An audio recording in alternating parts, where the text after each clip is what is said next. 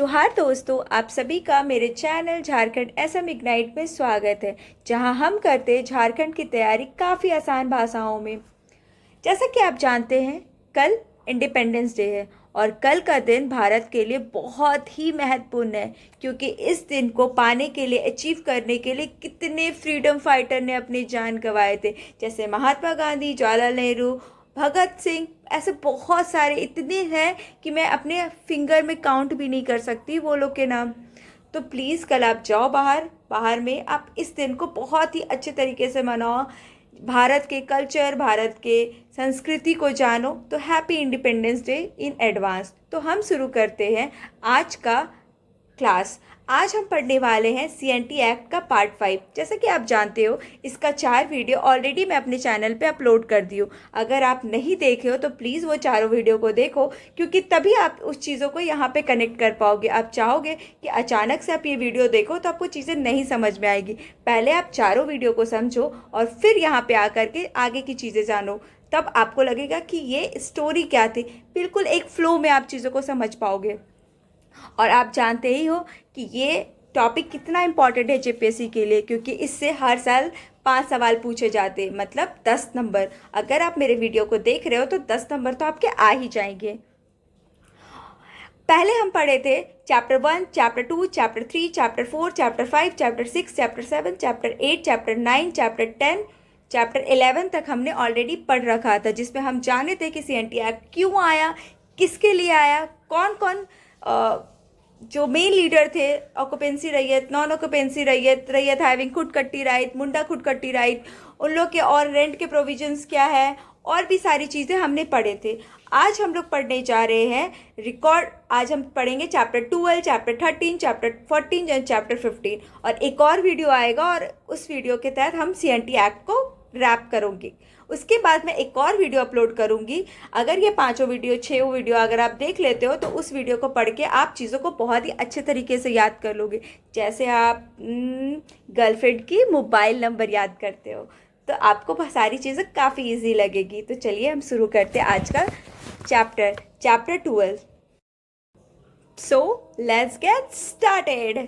तो चैप्टर 11 पे हमने क्या पढ़े थे? कस्टम और कॉन्ट्रैक्ट, कि हम लोग कोई भी चीज़ कर रहे हैं तो एक कॉन्ट्रैक्ट पेपर में साइन लेंगे, तो उसी कॉन्ट्रैक्ट के तहत चीज़ें बनती थी। अब हम लोग पढ़ेंगे कि ठीक है चलो सब हम लोग कस्टम वगैरह पढ़ रहे, लेकिन ये लैंड की नापी, लैंड का नापी कैसे होता है, लैंड में अगर कुछ नापी गलत हो रहा है या चीज़ें गलत हो रही है तो कैसे कौन करता है, अगर इससे कुछ प्रॉब्लम है तो हम किसको जाके कंप्लेन करेंगे, ये सारी चीज़ें हम पढ़ेंगे। Record of right and settlement of rent, और रेंट का कैसे सेटलमेंट किया जाता है। तो चैप्टर 12 बहुत ही इंपॉर्टेंट चैप्टर है।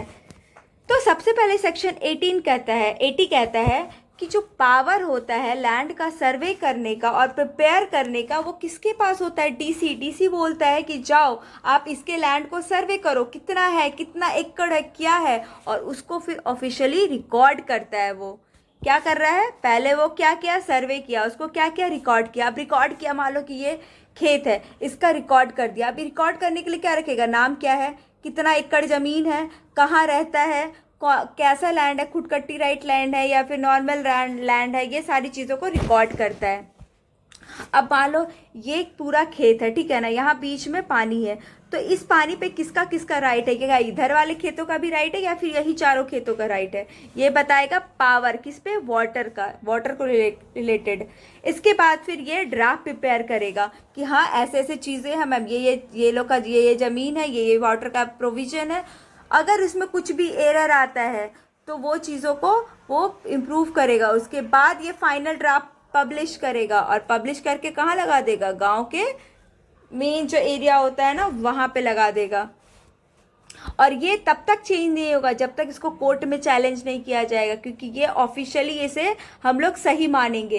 किसी चीज़ को ऑफिशियली तभी सही मानते हैं, जैसे कि देखते हो ना, हमारा कॉन्स्टिट्यूशन आता है तो कॉन्स्टिट्यूशन हम लोग स्टार्टिंग में उसको सही मानते हैं कि right to privacy is our right, लेकिन अगर जब तक हम चैलेंज कर देंगे कोई चीज़ को लेकर के तो उस पर क्वेश्चन सवाल होना, फिर फाइनल वर्डिक्ट आता, उसको हम लोग फाइनल मानते। लेकिन जब तक वो नहीं चीज़ें चेंज होती तब तक हम लोग उसी को बेस रखते हैं, ठीक है। उसके बाद 85 बोलता है कि फेयर रेंट होना चाहिए। ऐसा नहीं कि आप कुछ भी रेंट लगा दे, कोई भी रीजनेबल रेंट होना चाहिए।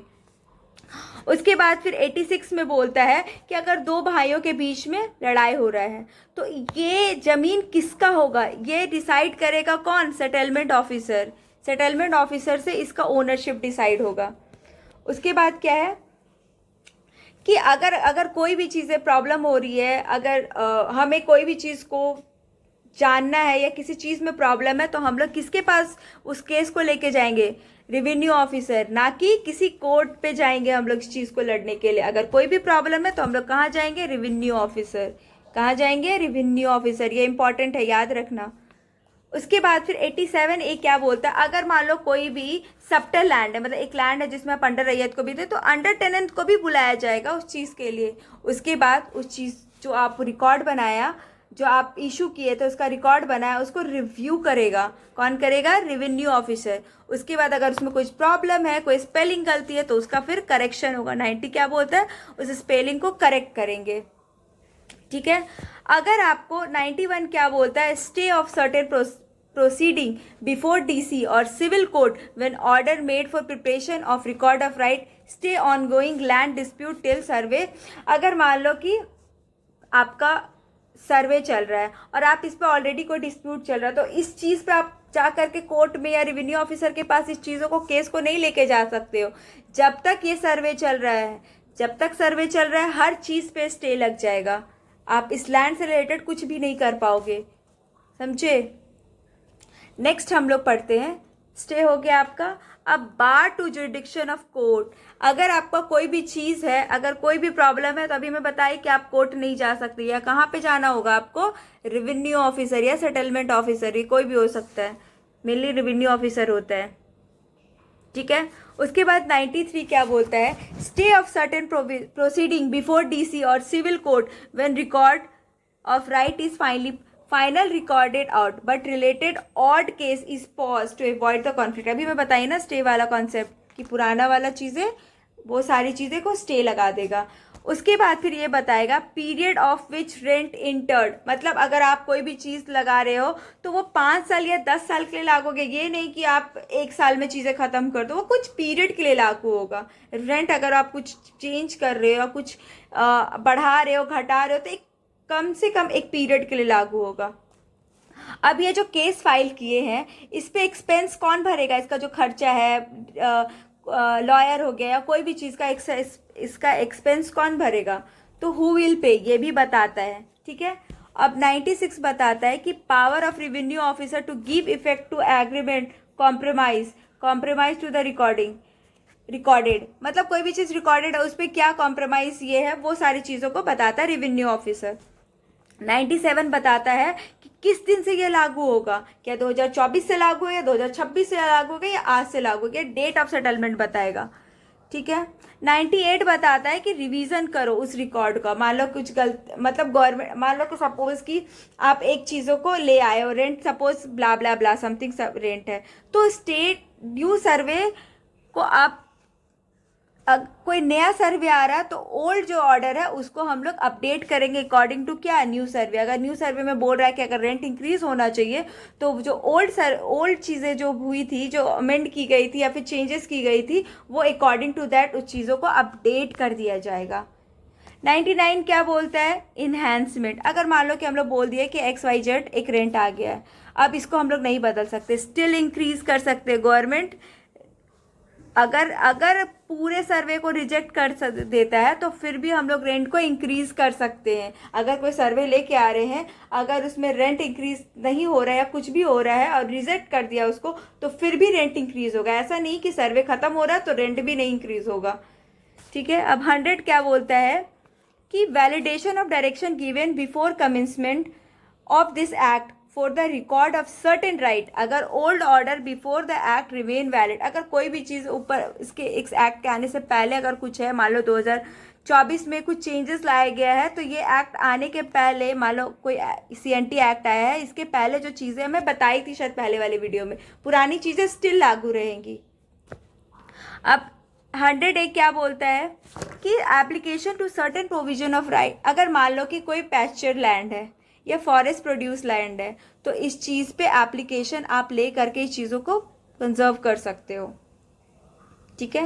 And payment to respect of their of. ठीक है, अब इस तरह हम लोग क्या पढ़े, चैप्टर 12 कंप्लीट हो गया। चैप्टर 12 में हमने क्या पढ़ा कि कैसे हम लोग रेंट इंक्रीज कर सकते हैं, कैसे एक्सपेंस सेटलमेंट होगा, अगर हम लोग को कोई प्रॉब्लम है तो हम लोग किसके पास जाएंगे, और हम लोग और भी चीज़ें पढ़े जैसे कि क्या रिकॉर्ड ऑफ राइट, कैसे रिकॉर्ड ऑफ राइट हमारा बनेगा, कैसे वो लीगल पेपर बनेगी चीज़ें, ये सारी चीज़ें हमने पढ़ी, कैसे रेंट का इन्हांसमेंट हो रहा है, तो वो सारी चीज़ें पढ़ी। अब चैप्टर 13 पढ़ेंगे, प्रीडियल condition and commutation of record. मतलब सिंपली कोई शर्त रख रहा है, कोई शर्त है कोई चीज़ों का, तो उसका क्या है, अगर मान लो कुछ चीज़ें हैं, कुछ चीज़ें को इंक्रीज करना है, कुछ शर्त रख रहा है, तो उस चीज़ के बारे में क्या देखा जाएगा, कैसे उसका रिकॉर्ड बनाया जाएगा, वो हम जानेंगे चैप्टर 13 में।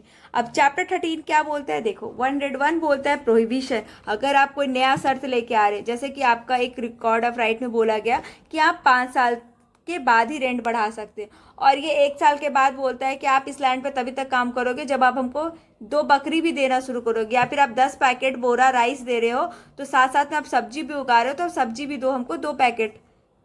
तो ये सारा कंडीशन नहीं लगा सकता है, ये प्रोहिबिट करता है वो सारी चीज़ों से लेकर के कि नहीं आप ऐसे चीज़ें नहीं लगा सकते, न्यू कंडीशन नहीं लगा सकते। 102 क्या बोलता है कि अगर मान लो कि आप ये लैंड है, इसका रिकॉर्ड खो गया है, आपका 2 साल के बाद रेंट बढ़ना है, अगर नहीं वो चीज़ मिल रहा है तो आप बोलोगे कि नहीं हमारा रेंट नहीं मिलेगा क्योंकि हम कोई रिकॉर्ड है ही नहीं ऐसे। लेकिन अगर उस चीज़ को चैलेंज करता तो ऑफिसर डिसाइड करेगा कि हाँ उसका रेंट इंक्रीज करेगा अकॉर्डिंग टू मार्केट प्राइस। ये नहीं कि 2% लगाने छोड़ करके आप डायरेक्ट 5% लगा दे रहे हो बिकॉज कोई रिकॉर्ड नहीं है, तो ऐसा नहीं होगा, समझे। अब नेक्स्ट देखो, नेक्स्ट क्या है, 103 क्या बोलता है कि कैसे कैलकुलेट किया जाएगा, अगर 10 बोरा चावल है तो उसको हम लोग कैसे 20, इसका 20,000 ऐसे करके हम लोग कैलकुलेट करेंगे, उसके वर्थ को कैलकुलेट करेंगे, इसका मेथड कैसे होगा कैलकुलेट करने का, वो 103 बताता है। अब 104 बोलता है अगर कोई भी चीज़ों को प्रॉब्लम हो रहा है रेंट और वैल्यू को लेकर के तो उसको हम लोग सूट कर सकते हैं। जैसे कि मान लो कि वो दोनों चीज़ को लेके चलेगा, अगर आप किसी चीज़ को अगर आप कर रहे हो, अगर किसी केस को सूट कर रहे हो कि हाँ मेरे को इतना इतना चाहिए और वो नहीं दे रहा है, तो वो जो है ना केस में दोनों चीज़ देखा जाएगा कि रेंट भी दे रहा है और जो क्रॉप वैल्यू भी दे रहा है, मान लो 5,000 पैसा भी दे रहा है और साथ साथ में 1 बोरा चावल भी दे रहा है, तो दोनों चीज़ को कैलकुलेट करेगा उस कंडीशन में, ना कि सिर्फ एक चीज़ को कैलकुलेट करेगा। उसके बाद फिर बोलता है 195 का बोलता है कि वॉलेंटरली कॉम्यूटेशन ऑफ प्रीडियल कंडीशन, अगर कोई भी चीज़ हो रहा है, अगर आप ये केस को सूट कर रहे हो तो इसका जो फीस है वो कौन, दोनों म्यूचुअली एग्री करेंगे, नॉट फीस सॉरी, ये बोलता है ना कि मान लो कोई चीज़ें हो रही है, ठीक है ना, अगर ये आप 4 बोरा चावल दे रहे हैं, अब कोई आदमी आकर के ये पूरा बोरा चावल आपका ले लेता है, एक ही बार में खरीद ले रहा है और ये कैश दे रहा है मोटा, तो ये कैश देगा जा करके लैंडलॉर्ड को। तो ये जो चीज़ है कि आप बोरा दे के ना कैश दे रहे हो, ये दोनों म्यूचुअली डिसाइड होगा, ऐसा नहीं है, दोनों को म्यूचुअली डिसाइड किया जाएगा। तो ये क्या बोल रहा है, वॉलेंटरली है, ये अपनी, जैसा नहीं है कि अगर आपके रिकॉर्ड में लिखा हुआ है कि आप पैसे ग्रेन देना है तो ग्रेन ही देना, ऐसा नहीं है, वो म्यूचुअली डिसाइड करके चीज़ों को चेंज कर सकता है। अब 106 क्या बोलता है, पावर करो, रिकॉर्ड करो जो चीज़ आप चेंज कर रहे हो, उसके बाद फिर से प्रिपेयर करो रिटर्न और ऑर्गेनाइज वे में, उसके बाद पब्लिश करो और जा करके पंचायती वॉल में लगा दो कि हाँ चलो अब ग्रेन से हम लोग 5,000 रुपया कर दिए कि 1 बोरा अगर ग्रेन देते हो तो उसका 500 रुपया दाम है, अगर 2 बोरा दे रहे हो तो 1,000 दाम है, तो आप पैसा भी दे सकते हो या तो ग्रेन भी दे सकते हो, ठीक है।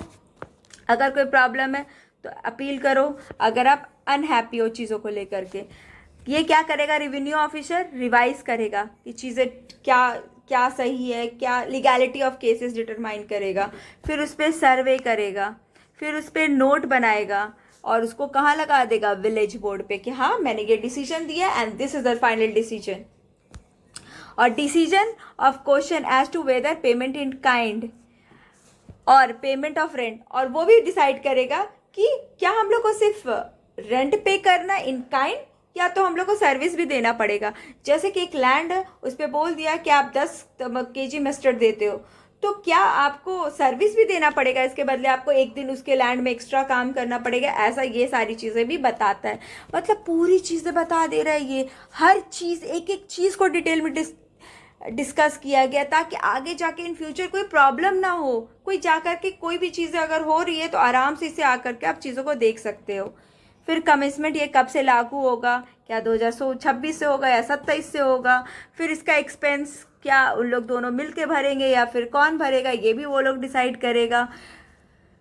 फिर हु पे कॉस्ट, अगर लैंडलॉर्ड चाहे तो उस पर एक्स्ट्रा फ़ी लगा रहा है या नहीं लगा रहा, सारी चीज़ें डिटेल में डिस्कशन की गई है। अगर मान लो ठीक है आप रेंट बढ़ा दिए, आप कर दिए 1,000 से लेकर के 2,000 कर दिए, लेकिन अचानक से यहाँ बाढ़ आ गया, ये ज़मीन पूरा भर गया, लेकिन रिकॉर्ड ऑफ राइट में क्या है कि आपको 2,000 रुपये देना है और नहीं दे पा रहे हो, तो उस कंडीशन में डिक्रीज़ किया जा सकता है। ये राइट को सेव करने का भी राइट दिया है कि अगर सर्टेन कुछ डिज़ास्टर या कुछ भी चीज़ें हो रही है जिससे कारण अगर वो नहीं पे कर पा रहा है, तो उस चीज़ पे ये सारी चीज़ों को डिक्रीज सेव कर सकते हैं, उस चीज़ को रिड्यूस कर सकते हैं, रेंट इन्हांसमेंट को या तो डिक्रीज कर सकते हैं या तो इंक्रीज कर सकते हैं। अब हम लोग पढ़ लिए ये सारी कहानी जो हम लोग एज अ ऑक्यूपेंसी रैयत के बारे में या फिर नॉन ऑक्यूपेंसी रैयत के बारे में हम पढ़ रहे थे। अब हम लोग पढ़ेंगे प्रिविलेज लैंड, वो लैंड। आप याद करो पहले वीडियो में या फिर दूसरे वीडियो में मैं बताई हूँ प्रिविलेज लैंड किसे कहते हैं। प्रिविलेज लैंड वो लैंड होता है जो कि एज अ गवर्नमेंट वो चीज़ें देती है एज अ ग्रांट, या तो फिर कोई ऐसी जगह जो स्पेशल राइट सिर्फ लैंडलॉर्ड का होता है कि सिर्फ वही कल्टिवेट कर सकते हैं। मान लो कि 10 कट्ठा ज़मीन है, उसके किनारे किनारे पेड़ लगा हुआ है और वो ज़मीन वो रैयत लोग को नहीं देता, वो लैंडलॉर्ड खुद रखता है, तो उस चीज़ों का वो स्पेशल ग्रांट लैंड है, उसको प्रिविलेज लैंड कहते हैं। उस पर सिर्फ लैंडलॉर्ड कल्टीवेशन कर सकता है। तो ये क्या बताता है चैप्टर 14 में, इसका इतना सेक्शन है, इसमें क्या बताया जाता है कि डेफिनेशन प्रिविलेज लैंड क्या है, special land only to landlord can use, जैसे ऑर्किड हो गया, गार्डन हो गया, ये सब सिर्फ कौन यूज कर सकता है, सिर्फ लैंडलॉर्ड यूज कर सकता है। 19 क्या बोल रहा है कि अगर चाहे तो उसका सर्वे भी कराया जा सकता है, अगर उसमें कोई चीज़ अप्लाई करना है या कोई लॉ इम्पोज करना है तो वो भी कर सकता है गवर्नमेंट चाहे तो, या तो डीसी कुछ अगर लग रहा है कि हाँ बेटरमेंट ऑफ चीज़ें करनी चाहिए तो वो लॉ को अप्लाई कर सकता है। अगर आपको कोई लैंड को प्रिविलेज बनाना है कि हाँ, अगर मान लो समझ लो कि अगर वो को इंक्लूड नहीं किया गया, आप आगे जाके वो चीज़ों को प्रिविलेज लैंड बनाना चाहते हो, तो उसके लिए आप एप्लीकेशन लिखो, आपको वो लैंड को कन्वर्ट, वो लोग जाके चेक करेंगे प्रोसीड्यूर चेक करेंगे, विजिट करेंगे, मैप देखेंगे, अगर उन्हें लगता है कि हाँ ठीक है ये, तो फिर बना दिया जाएगा। फिर क्या बोला जा रहा है कि अगर आप कोई लैंड है, जब तक आप प्रूव नहीं किया जाए कि ये प्रिविलेज लैंड है, तब तक आप इसको प्रिविलेज नहीं बना सकते हो। जब तक अनटिल प्रूवन, जब तक आप इसको प्रूव नहीं करोगे तब तक आप इसको प्रिविलेज लैंड नहीं बोल सकते हो। उसके बाद क्या बोल रहा है, no land in certain village, मान लो कुछ विलेज है, ST/SC का विलेज है, तो उस जगह पे आप कोई प्रिविलेज लैंड नहीं मिलेगा आपको। लैंडलॉर्ड हो तो क्या हुआ भाई, आप ST/SC की जगह पे आपको कोई प्रिविलेज लैंड नहीं मिलेगा, क्योंकि ये लोग को स्पेशल प्रोटेक्शन दिया हुआ है। आप देखोगे Jharkhand is all about ST population and their preservation. ये लोग को प्रिजर्व करने के लिए मोस्टली झारखंड को ST स्टेट माना जाता है, क्योंकि यहाँ पे भले बहुत लोग सदान है, 60% सदान है, लेकिन Jharkhand is all about tribals and their culture. तो इस जगह पे अगर कुछ भी है तो शेड्यूल्स लोग को ऑब्वियस ही बात है, उन लोग को प्रोटेक्शन तो मिलेगा ही। ये बोलता है एक्सक्लूजन ऑफ अनरिकॉर्डेड, अगर कोई लैंड रिकॉर्डेड नहीं है तो उस लैंड को, अगर मान लो कि आप प्रिविलेज लैंड इसको मान रहे हो, अगर DC आया इस चेक किया ये प्रिविलेज लैंड नहीं निकला, तो इस लैंड को क्या करेगा, एक्सक्लूड कर देगा। ठीक है, अगर कोई भी चीज़ ऊपर से अब कोई भी प्रॉब्लम है, मान लो टेनेंट है, उसको कोई प्रॉब्लम हो रहा है, बगल वाले लैंड को बोल रहा है कि प्लीज़ आप इसे प्रिविलेज लैंड से हटा दो, तो ये भी प्रोविज़न है कि आप उस चीज़ के लिए अपील कर सकते हो और आगे जाके उस चीज़ को हटाया जा सकता है। तो हर चीज़ का प्रोज कॉन्स एम ऑब्जेक्टिव सारी चीज़ें दी हुई है। Chapter 15 last chapter of today class, today lecture का आज लास्ट चैप्टर है ये, चैप्टर नंबर 15।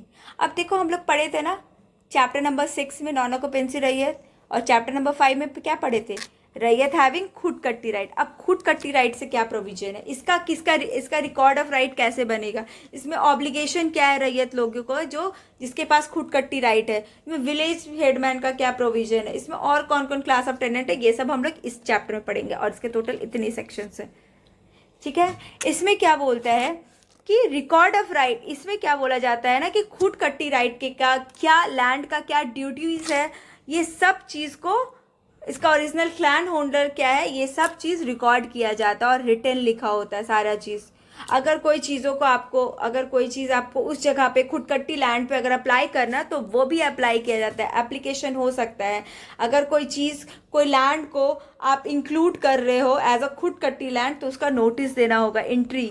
अगर मान लो आपका ज़मीन है, आप बोलोगे कि हाँ ये मेरा खुद कट्टी लैंड है, आप प्रूफ दोगे, तो इस अगर आप इंक्लूड करें, अगर 10 लैंड को बोला जा रहा है एक खुद कट्टी लैंड है, वो चेक करेगा और पता चला सिर्फ 5 ही लैंड है, तो वो 5 लैंड जिसका जिसका हो रहा है उसको वो क्या देगा, नोटिस देगा कि हाँ हम आपके लैंड को एंट्री दे रहे हैं एज अ खुद कट्टी लैंड। उसके बाद क्या है, अगर उससे रिलेटेड आपको कोई प्रॉब्लम हो रहा है या कोई इशू है, तो आप उसके लिए केस, अगर मान लीजिए आपके पापा का खुद कट्टी लैंड है और उसको खुद कट्टी लैंड में इंक्लूड नहीं किया, आपके पास पहले डॉक्यूमेंट और प्रूफ नहीं था, लेकिन फिर बाद में प्रूफ आ गया, आप जाके दिखाओगे, तो उस चीज़ को लेकर के आप केस, डिस्प्यूट को लेकर के आप केस फाइल कर सकते हो। ठीक है। Note of final decision is recorded, अगर फिर क्या होता है, अब सारा चीज़ें चेक किया, वो नोटिस डाला, हाँ ये वो भी अपना रिव्यू डाला, उसके बाद जो फाइनल आता है कि हाँ ये लैंड है, तो वो को फाइनल डिसीजन को रिकॉर्ड किया जाता है। फिर अगर आपको रिकॉर्ड हो गया कि हाँ ये खुद कट्टी लैंड है, तो कोई भी प्रॉब्लम हो रहा है, कोई भी केस हो रहा है, आप उसको एज अ एविडेंट पर्पस के लिए उस चीज़ को यूज़ कर सकते हो। ये क्या है, स्ट्रॉन्ग प्रूफ बन जाता है लीगल मैटर में। अब revenue officer to have regard to origin and nature of tenancy and status of tenant while making record officer look the history and type of tenancy। अब जब रिकॉर्ड बना रहा है तो वो देखता है कि कितने साल से ये यहाँ पे काम कर रहा है, उसका हिस्ट्री क्या है। ऐसे नहीं कि आप किसी को भी खुद कट्टी लैंड बना दो, रेवेन्यू ऑफिसर प्रॉपर चेक करेगा चीज़ों को लेकर के, उसका हिस्ट्री देखेगा, तभी आपकी लैंड को खुद कट्टी लैंड बनाएगा। अगर कोई लैंड है, वो क्लेम कर दिया है कि हाँ ये खुद कट्टी लैंड है, लेकिन बाद में पता चलता है कि ये खुदकट्टी लैंड नहीं है, तो इसको एक्सक्लूड भी करने का प्रोविज़न है। ये नहीं है, देखते हो ना एस टी एस सी लोग, सच में कुछ लोग होते हैं वो लोग को प्रिविलेज मिलता है, लेकिन कुछ लोग ना फेक डॉक्यूमेंट्स बना के STSC बन जाते हैं। लेकिन जब बाद में रिव्यू किया जाता है, इवन तो आपका सिलेक्शन हो गया, चाहे वो सेंट्रल सर्विस में हो चाहे वो स्टेट सर्विस में हो, वो अगर पाया जाता है तो उसको हटा दिया जाता है, ऊपर से उन लोगों को बहुत ज़्यादा कॉम्पनसेशन पे किया जाता है जस्ट बिकॉज ऑफ दैट। तो इस तरह आज हम लोग 4 चैप्टर कंप्लीट किए। अब आपका बच गया आज हम लोग कहाँ तक, चैप्टर 15 तक कंप्लीट कर दिए। अब 16, 17, 18, 19 और आपका ये चैप्टर कंप्लीट हो जाएगा।